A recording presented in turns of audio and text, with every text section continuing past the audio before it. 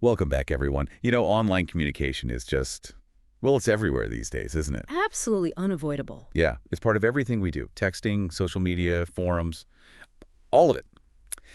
And while it's amazing how connected we are, it definitely comes with some serious challenges. Really tough ones. Exactly. And today, we're really getting into one of the trickiest bits, this whole phenomenon of online hate and contempt.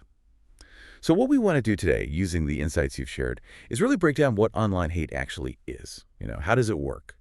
And what kind of impact does it really have? We'll dig into what makes a comment cross that line into hateful, and crucially, how the whole online environment changes how we even perceive it.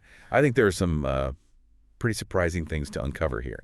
It's such an important topic right now because understanding how this negativity works online, often in really subtle ways, is just vital. Right. It's often not as black and white as we think, and the effects, well, they go pretty deep. Okay, so let's start there. This idea of online hate. It feels like such a big, kind of fuzzy word sometimes. Where do we start defining it? Well, yeah, finding one single definition everyone agrees on is notoriously difficult. Yeah. But one really powerful way to think about it, coming from the research, is looking at the effect. The effect on the person reading it. Exactly. If you read a comment, or maybe a whole bunch of comments about someone, and you find yourself thinking worse of that person, Okay. or you feel actual contempt towards them, then you can probably classify those statements as hate. It's about that erosion, that devaluing. So it's less about checking boxes for certain words and more about that resulting feeling of contempt or lowered opinion. Precisely. And what's really striking is that even without a perfect definition, the person experiencing it, they almost always know, intuitively. Ah, right, that gut feeling. Yeah, that lived experience of being targeted, feeling degraded, it's undeniable for them, even if we struggle to pin it down legally or academically.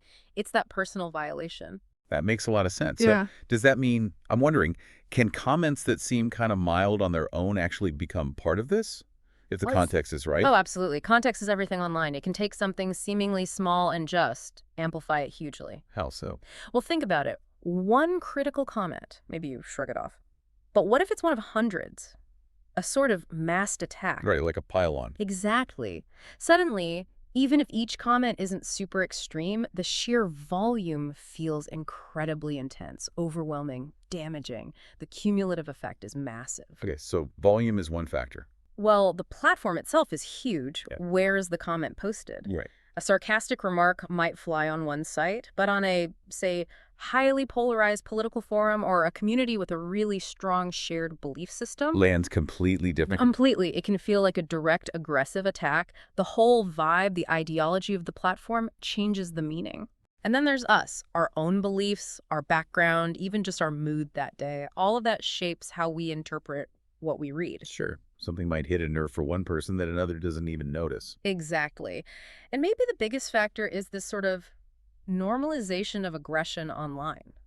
You mean how people just expect nastiness? Yeah, there's this widespread idea that harsh criticism, really emotional language, even hostility, it's just how people talk on the internet. The standards are lower. Unfortunately, yeah. So you mix all that together, the pylons, the platform's bias, our own filters, these lowered norms, and suddenly even stuff that looks innocent on the surface can become part of the problem. Wow. It contributes to this toxic environment that chips away at people's dignity and encourages contempt. It's less about one single comment and more about the whole ecosystem. That's quite a chilling picture, how context can weaponize even simple words. Which, I guess, leads us to another key concept, shaming. Right. And the way it's described is quite vivid, like looking into a distorted mirror. Exactly. Like Okay. one of those funhouse mirrors. It reflects an image back at you, but it's warped, grotesque, humiliating. It looks like you, but it's twisted into something negative. And the research makes this really powerful point, that an attack on your image, your reputation, Yeah.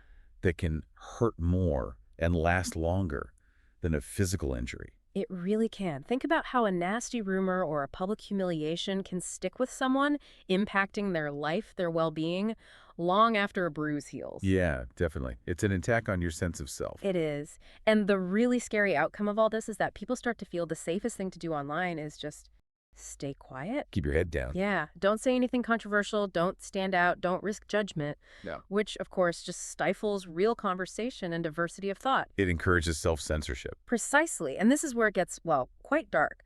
The analysis suggests that this online shaming, this sort of digital mob justice, The online lynch, as you mentioned. right, it's become a tool of control used by the online community, sometimes consciously, sometimes not, to silence views that are unpopular, nonconformist, challenging the status quo. So a way to enforce conformity online. Basically, yes, Yeah. to eliminate voices that don't fit in. That feels depressingly familiar sometimes.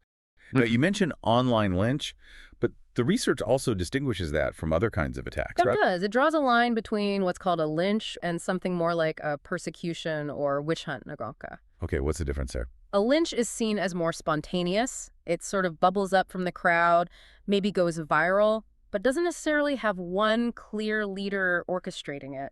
Think of it like a flash mob of anger. Okay, grassroots anger. Kind of. Whereas a persecution or witch hunt is described as more organized. There's often a leader or a group pulling the strings. Oh, okay. It might start with some deliberately provocative or unfair material designed specifically to stir up negative feelings against a target.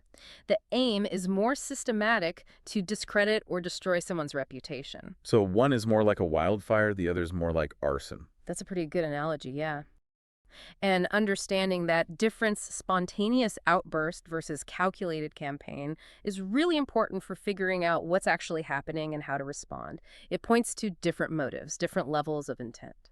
Got it. And these attacks, whether spontaneous or organized, they have real consequences, don't they? The research talks about actual trauma. Absolutely. It's not just sticks and stones. The comparison is made to other traumatic experiences. There's this model, the model of harmful language by Leitz and Giles, Okay. which really explores how these verbal assaults, especially when they're repeated, especially targeting someone's identity or group membership, aren't just unpleasant. They can cause deep psychological harm, anxiety, stress, damage to self-worth. It's genuine trauma. It's not just words on a screen. Not at all. Now, interestingly, this connects to a debate about the term hate speech itself. Oh, how so? While we use hate speech all the time, pure, intense hate might be less common online than we think.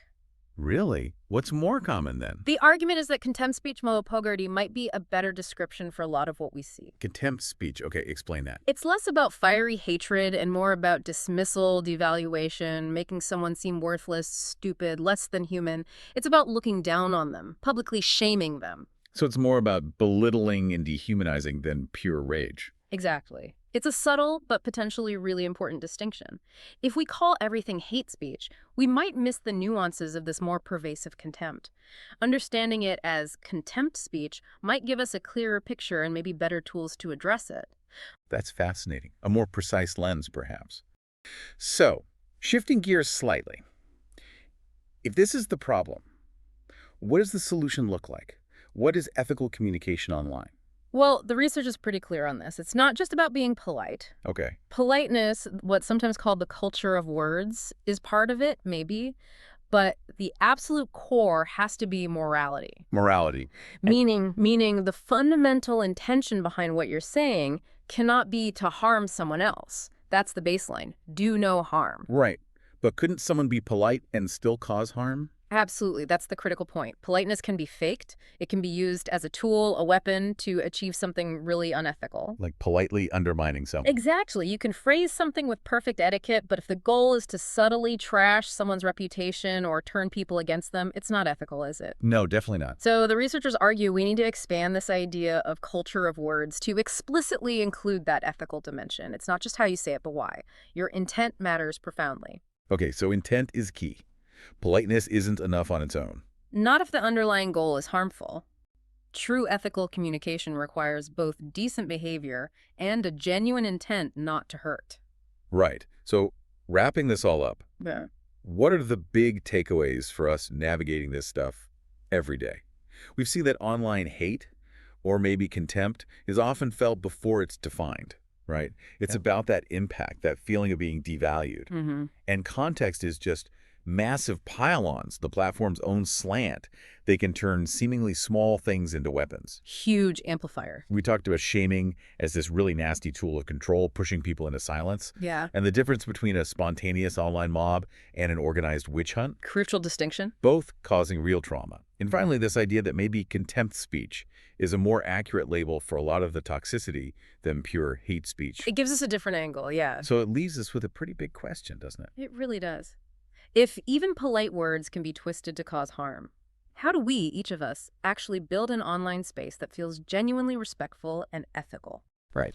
It seems to come back to constantly checking our own intentions.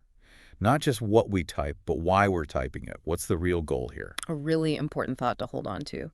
Okay, thank you for walking us through all that. My pleasure. It's complicated stuff. It really is.